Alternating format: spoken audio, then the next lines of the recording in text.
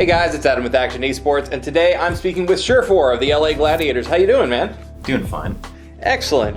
So we haven't really seen you a lot on stage since week 2. Can you tell me a little bit about what you've been up to and what you've been working on?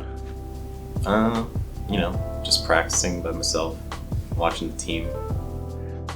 Excellent.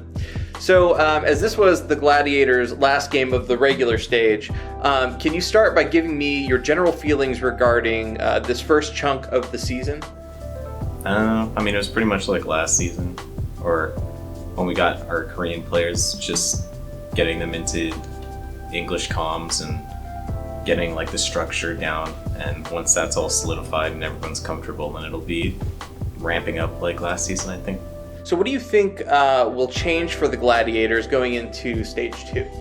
Well, it depends on the meta, really, what happens. If there's a meta change, we'll probably be putting everyone in at different times for playtime next stage. So you mentioned this a little bit, but how has it been working with your new teammates in the Gladiators? Has the feeling of the team changed at all since last year? I don't think it's changed anyway. The atmosphere is still the same because all the core players are still there.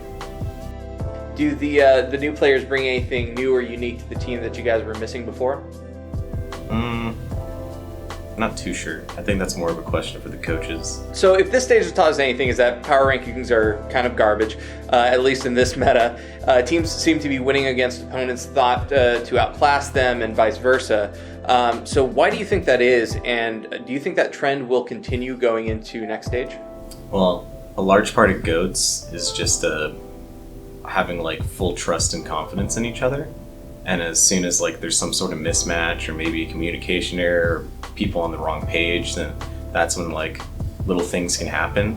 That's why it's some GOATs matchups just feels like a coin flip where one day they can be really strong and the next day they don't feel as strong.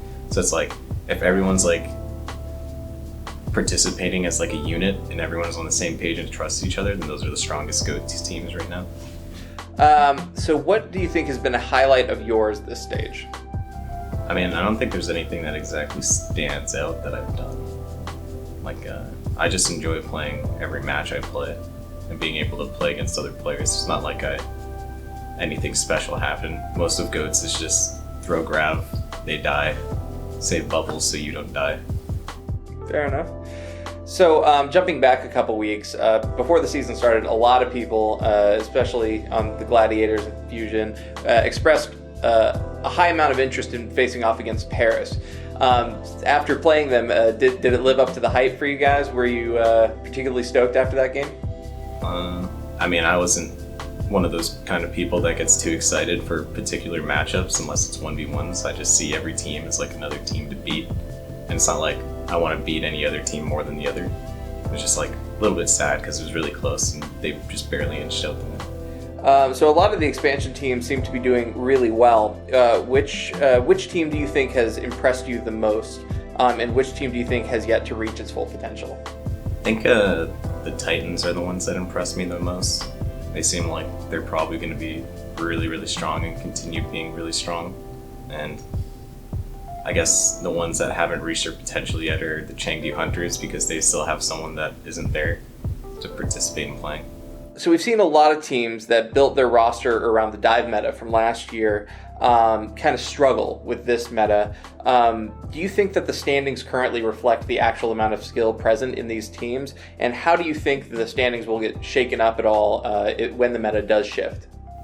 It all just depends. That's kind of the beauty of Overwatch. There's so many different metas and you have to be able to think in so many different ways where one person could look like a god in this meta and then the next meta they're just forgotten.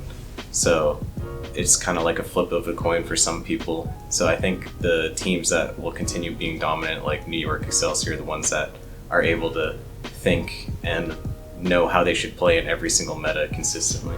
On the flip side of that, we do have a lot of new teams that use contenders talent who have been playing GOATs for a long time. If we get back to a DPS-centric meta, do you think that these new teams that are excelling now are going to struggle later? Not too sure, because it all depends on how the meta is. GOATs is a lot about communication and being able to coordinate with each other. So maybe if there's a lot of people that are just mechanically prowessed and just like are able to do whatever they want in a DPS meta, maybe some teams will play better. So, as a hit scan player, are you looking forward to what Baptiste will bring to the meta? Not too much. I mean, he's not too interesting. I feel like he's a bit overtuned right now. And I feel like Baptiste is kind of showing that supports have way more impact and a lot more prevalence than DPS heroes. Like Ashe gets added in, you haven't seen her played at once, but when Baptiste got added, everyone's already going to be like, oh, this guy looks like he's going to be really strong. Because when you design like, right now he has a 45 clip size, so he can shoot for hours. He can one-shot a Tracer with triple headshot, and then you have Ashe who takes 2 years to reload. So it's like, it's kind of weird. So when she was first revealed, Ashe, a lot of people looked to you as somebody who might main Ashe if the meta allowed it. What would you like to see kind of happen to the meta in order to enable you to pursue Ashe as a main character? Remove D.Va from the game. Fair enough. So going back to Baptiste a little bit, it's been theorized by both fans and players that he might act as a kind of replacement for Brigitte in GOATS Comp for the hit scan players who may or may not be struggling in this meta. How do you feel about that assessment, and is that a possibility for you to pursue? Well, the reason a lot of people think it might be replacement is because Brig, she has to go like close in, so she's in a lot of danger a lot of the time. So there are some times where she's like just kind of lulling and not doing much, but Baptiste can do the same amount of AoE healing, if not more, from a safer distance, as well as just keep spamming. But Brig's ult is a lot better than Baptiste's, I feel like.